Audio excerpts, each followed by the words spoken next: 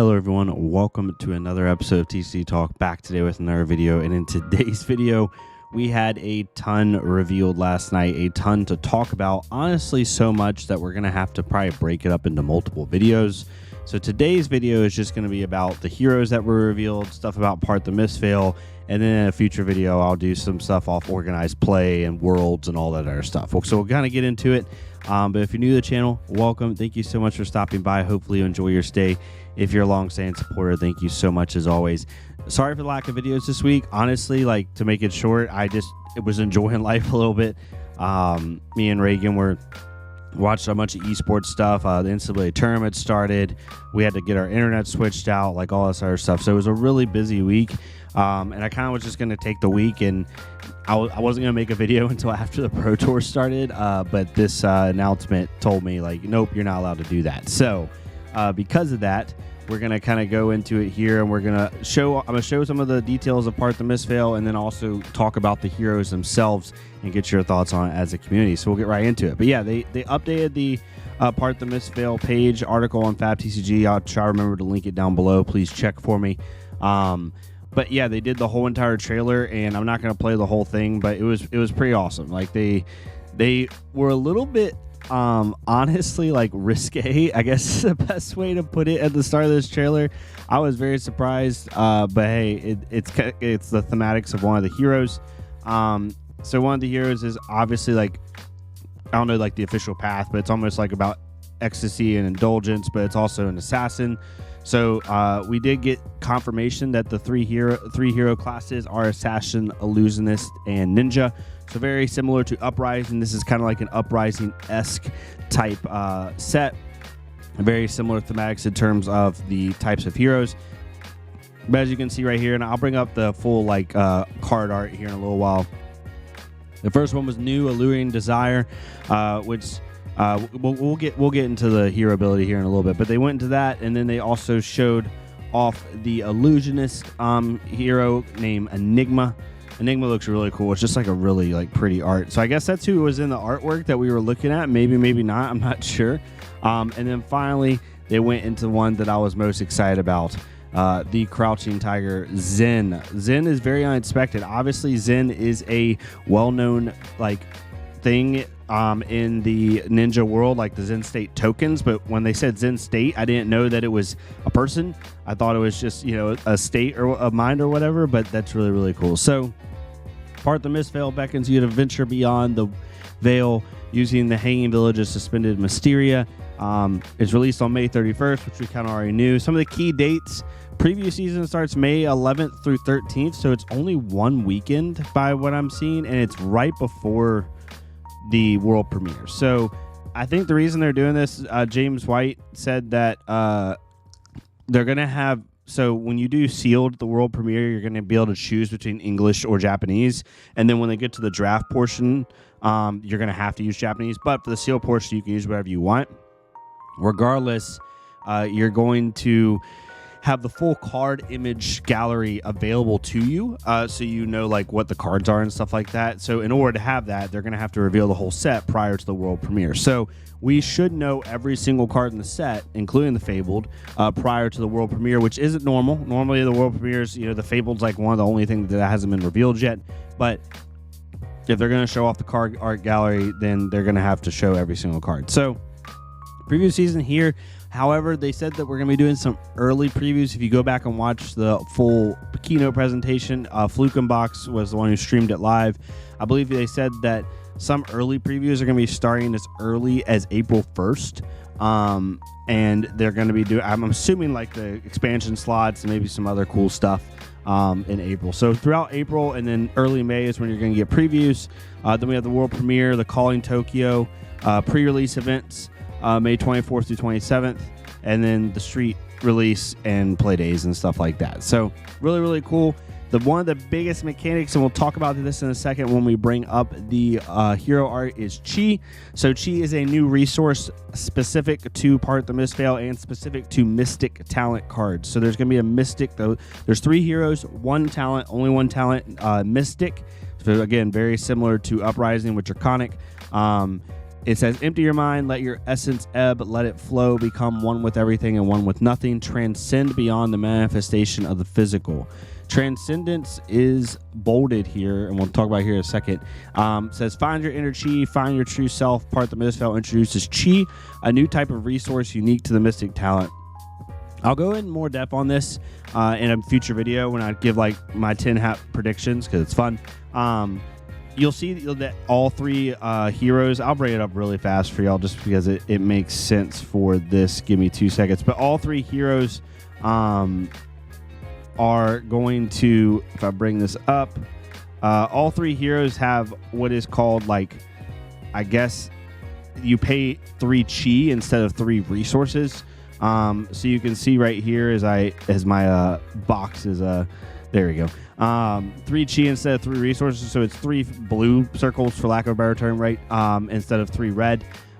What I believe this is going to be, and I'll talk about this again in future videos, I think that mystic talent cards are going to pitch for chi instead of pitching for regular mana. So the key is going to be, like, for Zen, Tamer of Purpose, once per turn, instant, pay 3 chi, create a crouching tiger in your hand, search your deck for a card with combo, banish it, then shuffle it. You may play it this turn. We'll talk about that in a second. I think what you're going to have to do is you're going to have a certain amount of cards that are mystic in your deck in order to pay for his ability, because if you run just like all general combo cards and you don't run enough chi, then you're not going to be able to activate his ability, right? So I think that's what it's going to be, and I think the set's going to be very, very, very blue focused. I mean, it's going to be 3 chi is also going to be similar to like a blue. So I think that's kind of where that's going to go, but we'll have to see once we do that. But yeah, so let me pull this up real fast. So yeah, there's chi. As you can see, that's kind of what this meant with the 3 different heroes, the three chi, all that kind of stuff. But the discovery of one's inner chi journey takes time. For some, a lifetime. Many journeys begin and few complete. For those who journey deep within themselves and reach the crossroads of harmony between mind, body, and soul, transcendence awaits. And if you notice, transcendence is bolded. I think someone showed on one of the articles. I forgot what article is on here. I'll try to look it up and post it down below if I can remember. But it seems like it's like semi-confirmed that Enigma will have a demi-hero. But the other 2 will not. It sounds like, at least when they were talking about like the descriptions of what each hero is, it mentioned Enigma building to her true form. So we'll have to see if she ends up getting a demi-hero. I think it's very, very possible. But yeah, there's kind of what that's going on. Then we have the world premiere in Tokyo, and the pre-release and the play days and all that good stuff. For the set itself, it's a 239 card set. With 1 fabled, 6, so this is English, 1 fabled, 6 legendaries, 4 through majestic, goes down the line, and 18 marvels. So we have 18 marvels, 6 legendaries, and 1 fabled. Now in the Japanese language, they're going to have an additional legendary and an additional marvel. Not an additional print of something, but an actual extra card, which is really, really cool. We'll have to see how powerful that card is. A whole legendary, right, that's only in Japanese. If that legendary is really, really good, we might end up seeing, you know, people going crazy trying to get that card. It's going to be really interesting how see how that works. That's actually, I didn't think about that till I just said it out of my mouth. It's like, how good or bad is that going to be? But I hope it's good. I hope it's just like something really thematic and cool. Yeah, it's a draftable set, so 16 cards per pack, 24 per display, all that good stuff. Another big difference is their new Blitz collection. Instead of selling individual Blitz decks, they're going to have a array to play out the box, similar to Tolarian Community College. It actually looks exactly like it, except for it's like part of the MISTVEIL branding and marketing. It's a array to play out the box where you get all 3 of the Blitz decks, and then you get 3 additional booster packs to help customize your Blitz deck with. And then you also get a play mat, which is like the Fine Center play mat with the zones and stuff like that. So it's more of a new player collection product. It costs $70 instead of paying for the Blitz decks individually.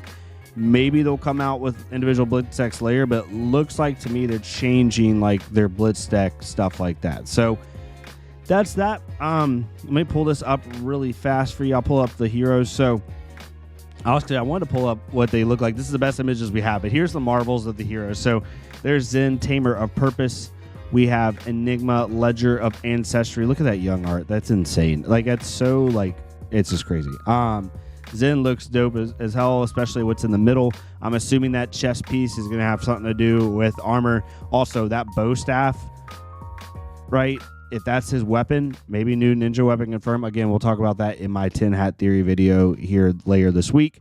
And then we also have new Alluring Desire. New is going to be... Never in my life did I think that there'd be a bigger waifu tax than like if you ever told me like, hey, there's gonna be a full art illusionist hero that's very like elegant and such, I'm like, well, that card's gonna be the most expensive card in the set because of waifu tax and it's just illusionist players. But the assassin beat out the illusionist in this set, which is hilarious. But the marbles look sick. Kind of like going briefly over these abilities. I'll talk about them again more in depth in a bigger video. I just want to kind of give you all a bite-sized version. First, we have new Alluring Desire, which says your attacks with stealth get, when this chain link resolves, banish all attack action cards defending this. So new cannot swap like Uziri can. It's not on her ability because everybody's got to remember that is within Uziri's ability. However, you're going to be able to play stealth attacks and then use reactions to get those, try to get those attacks to hit. So I'm assuming we're going to get more stealth-based attack reactions.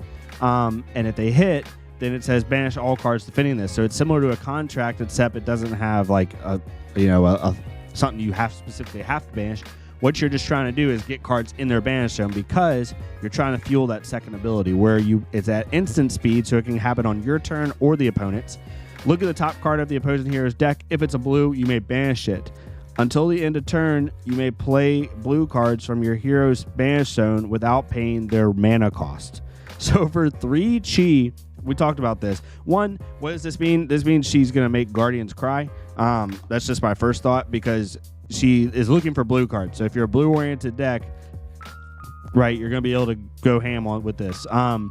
You could essentially, for 3 chi on your turn, if let's just say, obviously it's a situation, let's just say you have banished a Tear Asunder and a Debilitate or Cranial Crush. If you pay 3 chi on your turn, you will be able to play that Tear Asunder because that's go again, and then also play the Cranial Crush for free. Very, very insane. Because it doesn't say like you can play 1 card from their banish zone per turn. It just says you can play any card. And then also what makes new and more crazy is it doesn't say like you can play the card that you banish, similar to how like Katsu Trigger works, right? You may banish it, then play it this turn. It just says you may banish it. Until the end of turn, you may play blue cards from that hero's banish zone without paying their mana cost. So if you stack up 10, 20 blue cards in the course of a game on the opposing hero's side, you can just pick and choose. It's almost like a Leviah flip, except worse. Also, this hero is going to make Leviah actually cry. Imagine taking Leviah's Dread Screamer from her banish when she's trying to flip. Blue Dread Screamer. It's going to be funny.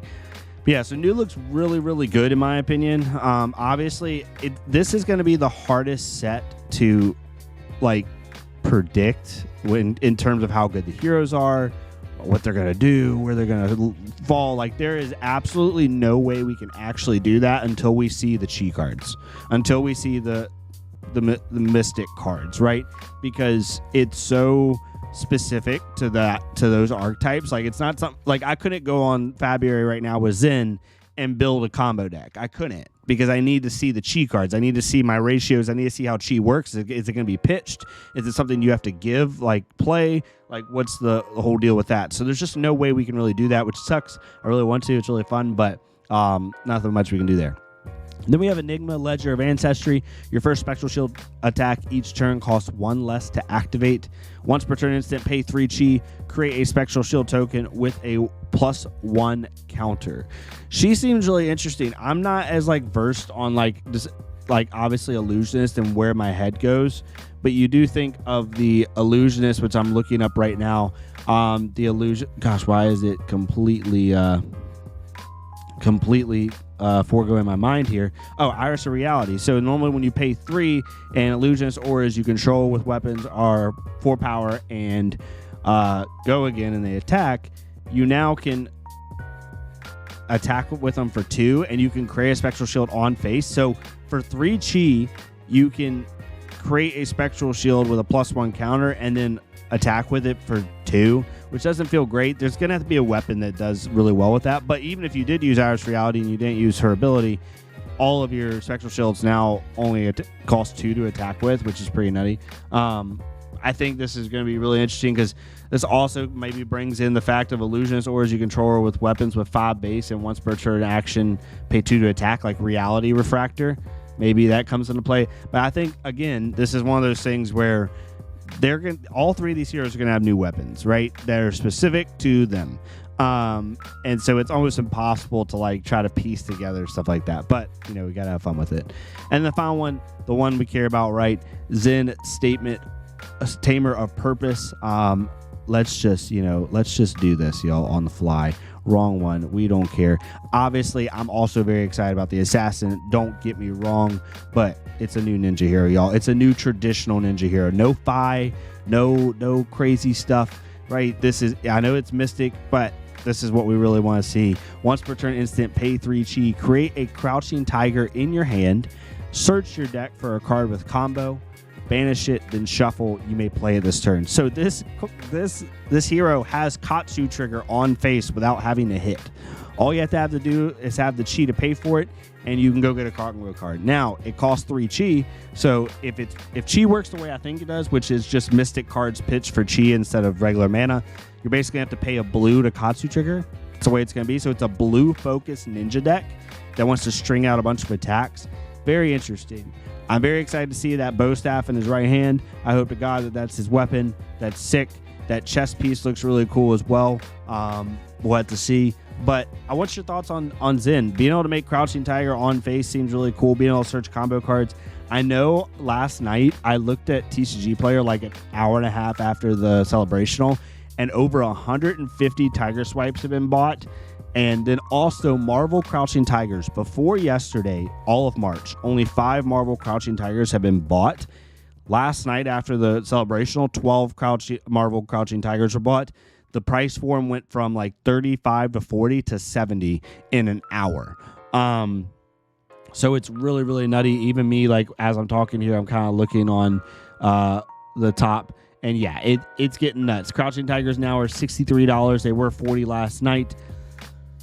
Winds of Eternity full art's already 30 again. Like everything's going back up a little bit. I'm really excited to see where Tiger Swipe ends up landing.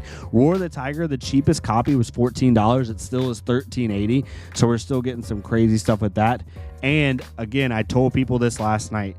I only have 1 full art Predatory Streak. I bought 2 last night. We'll see if they cancel my order and tell me that they're out of stock because of the price change. But I bought 2 last night for $5. It's the only thing I bought because I want to have a full play set of the full arts. They are now $20. There's 1 listing for $20. There was like 20 listings last night for $5, right? People bought these like crazy. So it's going to be really interesting to see. I'm really excited for the set. Let me know what your thoughts are down below. Again, I'm going to do more videos like this, talking about each hero, talking about potential cards, talking about 10 hat theories, all the works. I just wanted to kind of do like an introductory bite-sized thing here. But yeah, let me know what your thoughts are down below. I'd love to hear them. I'm really excited, really interested to see what happens with this set. It's going to be really fun. Hopefully we can get the opportunity to share something with you in preview season. We'll have to see. But yeah, thank y'all so much for tuning in. I appreciate y'all. If you like this type of content, please leave a like, comment, subscribe.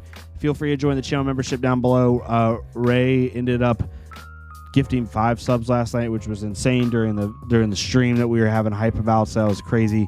Definitely check all that out. Check out the Discord down below as well if you want to get introduced to the community. We have over 526 members.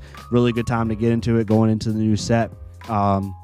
Yeah, thank y'all so much, and I'll see y'all next time on TCG Talk.